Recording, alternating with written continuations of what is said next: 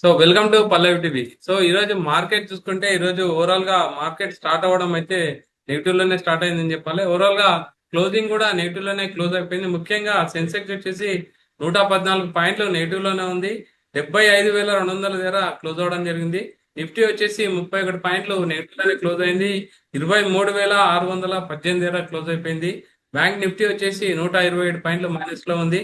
And mid and small క్యాప్లు కొంచెం flat గానే ఉన్నాయని చెప్పాలి. ఓవరాల్ గా మార్కెట్ అయితే ఈరోజు ముఖ్యంగా అంటే పొదుపు మంత్రం తర్వాత మార్కెట్ లో అయితే కొంచెం వాలిటాలిటీ అయితే కనిపించింది. అంటే ఎఫ్ఎంసీజీ సెక్టర్ సంబంధించి అయితే కొంచెం మంచి మూమెంటం అయితే ఖచ్చితంగా ఉందని చెప్పాలి. ఫార్మాలో కొంచెం మూమెంటం ఉంది. ఐటీలో కూడా మంచి మూమెంటం అయితే కనిపించింది. ఆటో సెక్టార్ లో కూడా మంచి మూమెంటం అయితే ఓవరాల్ గా కనిపించింది అని చెప్పాలి. So what next? ఓవరాల్ గా ప్రజెంట్ అయితే మిడిల్ ఈస్ట్ యుద్ధ భయాలు అయితే కొనసాగుతుండడం జరిగింది. రూపీ రోజు రోజుకి బలహీన పడుతుంది. ఏం చేయాలి నెక్స్ట్? ఇన్వెస్టర్లకు ఒకటే భయం, గోల్డ్ అండ్ సిల్వర్ లో ఇన్వెస్ట్ చేయాలా వద్దా, పోర్ట్ఫోలియోలో ఎలా కాపాడుకోవాలి, మార్కెట్ ఎలా ఉంటుంది, ట్రేడింగ్ ఎలా ఉంటుంది, మాట్లాడదాం. మనతో మాట్లాడడానికి సీనియర్ స్టాక్ మార్కెట్ అనలిస్ట్ జీవి సత్యనారాయణ గారు ఉన్నారు. Sir good evening. Good evening. Sir overall గా ఏం చెప్తారు మార్కెట్ గురించి? ప్రజెంట్ మార్కెట్ చూసుకుంటే మాత్రం అంటే బాగా వాలిటాలిటీ అయితే ఉంది. ఒకవేళ పాజిటివ్ నెగిటివ్ పక్కన పెడితే చాలా వాలిటాలిటీ కనిపిస్తుంది. అంటే ఇలాంటి టైంలో ఎలా చేయాలి? ఈ రోజు మెయిన్ మార్కెట్ గురించి చెప్పండి, ఏం జరిగింది? ఓకే, రూపీ ఆల్ టైమ్ లోకి రావడం జరిగింది. నియర్లీ ఇంకా 100 రూపీస్, 96 రూపాయలు, 60 పైసలు దాటిపోయింది. మళ్ళీ ఆల్ టైమ్ లోకి దాటింది. 100 రూపాయలు వచ్చే అవకాశం ఉంది.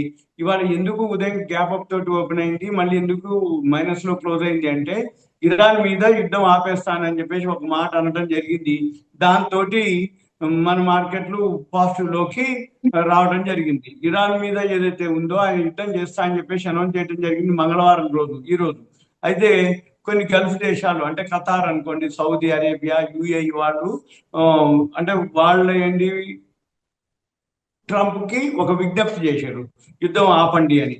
అంటే ఇది వాళ్ళ అభ్యర్థన మేరకు ఇరాన్ పై చేపట్టాలనుకున్నటువంటి ఏదైతే సైనిక దాడి ఉందో దాన్ని తాత్కాలికంగా పోస్ట్ పోన్ చేస్తున్నట్టుగా ప్రకటించడం జరిగింది. దాంతో ఒక్కసారిగా కొంచెం మన మార్కెట్లకు గుడ్ న్యూస్ అని చెప్పేసి పెరగడం జరిగింది.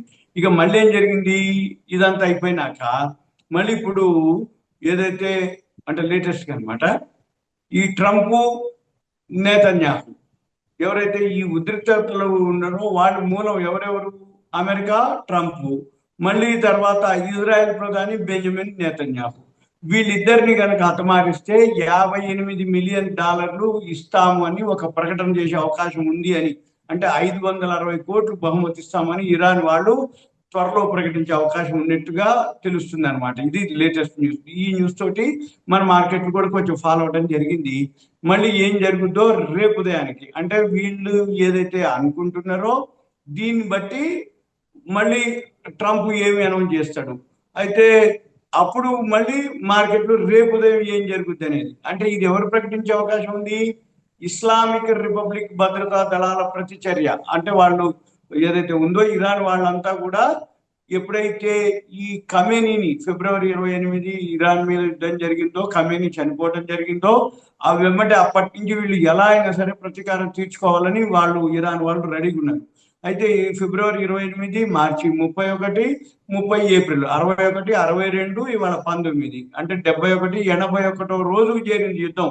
ఆగిందంటారు, చర్చలు అంటారు, సఫలీకృతం, విఫలీకృతం, పాకిస్తాన్ లో మాట్లాడదామంటారు, మళ్ళీ వేరే దేశాలు అంటారు, ఇప్పుడు దాడి అంటారు, మళ్ళీ తర్వాత పోస్ట్ పోన్ అంటారు, హర్మత్ జల్సన్ ఓపెన్ చేయాలంటారు, అణ్వాయుధాలు అప్పగించాలంటారు, వీళ్ళు ఒప్పుకోరు. ఇలానే రోజులు గడిచిపోతూ ఉన్నాయి. ఇప్పుడు ఏదైతే టెహ్రాన్ పై జరిపిన దాడులు ఉన్నాయో, ఈ ఖమేనీ ఎప్పుడైతే చనిపోయిన వాళ్ళు ఎలాగైనా ప్రతీకారం తీసుకోవాలనే ఉద్దేశంతో ఉన్నారు.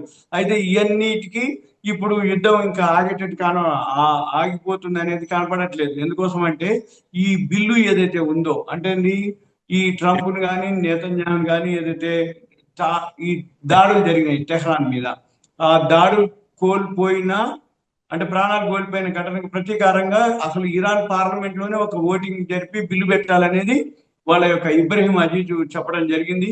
ఈ ప్రకటనతో ఇరాన్ వాళ్ళు ఇంకా ప్రతీకారం తీర్చుకునే ఉద్దేశంతో ఉన్నారని. అయితే ఇప్పుడు ట్రంప్ ఏం చెప్తాడు, టెహ్రాన్ తనపై కనుక అత్యాయత్నం చేస్తే అసలు ఇరానే ఉండదు భూమిపై అన్నట్టుగా ఆయన మాట్లాడుతుండు. మరి ఇప్పుడు మనకి మార్కెట్ అయిపోయింది, ఇప్పుడు మనకి డే టైము, అమెరికాలో నైట్ టైము. ఈ రోజు రాత్రికి దీని మీద ఆయన ఏం ప్రతిస్పందిస్తాడు, రేపు ఉదయానికి మనకు తెలుస్తుంది. దాన్ని బట్టి మళ్ళీ మన మార్కెట్ పాజిటివా, నెగిటివా, న్యూట్రలా. ఇక ఇక ఇక గోల్డ్ మార్కెట్ లోకి వస్తే బ్రెంట్ ఆయిల్ ఓకే. అక్కడక్కడే ఉంటుంది, $111 ఉంది. ఇప్పుడు ముడిచమురు అంటే ఏం వార్త వచ్చినా కానీ అది 100కి లోపు రావట్లేదు. 110, 111, 112 అక్కడక్కడే ఉంటుంది. అది ఎప్పుడైతే ముడిచమురు 112, 113, 111, $110 ట్రేడ్ అవుతుందో, $2-3 అటు ఇటుగా, అది అక్కడే ఉంటున్నప్పుడు గోల్డ్ సిల్వర్ అక్కడే ఉంటుంది న్యూట్రల్ గా. అంటే 200-300 ప్లస్ మైనస్ 2 రోజులు పెరగడం. ఇప్పుడు ఉదాహరణకి 2000 మైనస్ లో ఉంది సిల్వర్, గోల్డ్ వచ్చి ఒక 500-600 ప్లస్ లో ట్రేడ్ అవుతున్నాయి. ఇక ఏంటిది అవన్నీ నెగ్లిజిబుల్. అంటే అంత ధరలో ఉన్నప్పుడు 2000 పెరగడం అంటే 2,78,000, 78,000 ఉన్నటువంటి సిల్వర్ కి 2000 పెరగడం తగ్గడం పెద్ద నెగ్లిజిబుల్ అనమాట. గోల్డ్ కూడా 1,60,000 ఉన్నది, 600, 700, 500 పెరగడం తగ్గడం అది నెగ్లిజిబుల్ అనమాట. అంటే ఏంటిది, ఈ బ్రెంట్ ఆయిల్ ముడిచమురు ధర 100 లోపు కనుక వచ్చేంత వరకు ఈ 110, 120, $2-3 అటు ఇటు ఉంటున్న కొద్దీ ఇది కూడా అక్కడక్కడే ఉంటుంది. ఒక 1%, 0.5% పాజిటివ్, నెగిటివ్, న్యూట్రల్ గా ఉంటుంది. ఇప్పుడు మార్కెట్ అంతా కూడా కన్సాలిడేషన్ స్టేజ్ అంటారు. అంటే ఇది ముడిచమురు ఎప్పుడైతే 100 లోపు వచ్చేంత వరకు మన మార్కెట్లు ఇలానే ఉంటాయి, వరల్డ్ మార్కెట్లు అలానే ఉంటాయి. మన రూపీ ఆల్ టైమ్ లోకి వచ్చింది, ఇలానే ఉంటే చిన్నగా ఇంకా ఇంకా అది $100 కూడా చేరే అవకాశాలు ఉంది. దీంతో ఏమవుతుంది, ఎగుమతులు చేసే వాళ్ళకి బెనిఫిటే కానీ దిగుమతులు చేసుకునే వాళ్ళకి బాగా భారం, ఇంపోర్టర్స్ కి బాగా భారం. మన దేశపు విదేశీ మారక ద్రవ్యం బాగా ఖర్చు అయిపోతుంది. అందుకనే మనం మోడీ గారు గోల్డ్ ని 1 సంవత్సరం పాటు కొనకుండా పోస్ట్ పోన్ చేసుకోండి అని విజ్ఞప్తి చేయటం, సూచనలు ఇవ్వటం, గైడ్ చేయటం, అడ్వైజ్ చేయటం, ఇవన్నీ జరిగినాయి అనమాట. ఇక మనం కూడా ఇంకేం లేదు, రోజు రోజు ఏం జరుగుతుంది అనేది తెల్లారి ఆ ట్రంప్ ఏం చెప్తాడు అనే దాని మీదనే ఉంటుంది. జనరల్ గా 3 ఉంటుంది: fundamental, technicals, current affairs. Fundamentals అంటే వాల్యూ ఉంది, వాల్యూ ఉన్న స్టాక్స్ చాలా ఉన్నాయి ఇప్పుడు. అయినా కానీ మార్కెట్ టెక్నికల్స్ కూడా బాగానే ఉన్నాయి బయింగ్ లోని. కానీ కరెంట్ అఫైర్స్ అంటే ఏంది, ఈ Trump America, Iran America news తోటి ఆ మార్కెట్ పెరగట్లేదు. కానీ ఎవరైతే కొనుక్కోదలుచుకుంటారో వాల్యూ ఉన్న స్టాక్స్ చాలా ఉన్నాయి, కొనుక్కొని మళ్ళీ అమెరికాలో మిడ్ ఎలక్షన్స్ జరుగుతాయి. ఆ మిడ్ ఎలక్షన్స్ లో ట్రంప్ కి ఎప్పుడైనా వ్యతిరేకంగానే వచ్చే అవకాశం ఉంది. అప్పుడు ఆటోమేటిక్ గా మళ్ళీ మార్కెట్లు పెరిగే అవకాశాలు కనపడుతున్నాయి. ఇది రేపు అంటే ఇంకా ఈ రోజు ట్రంప్ చెప్పేదాన్ని బట్టి రేపు ఉంటుందంటారు మార్కెట్. ఆ అది ఎప్పటికైతే ఇలానే చూడాలి మనం. ఇంకా ఎంతసేపటికి ఆ ఏ రోజుకి ఆ రోజు ఏదో న్యూస్ వస్తుంటది.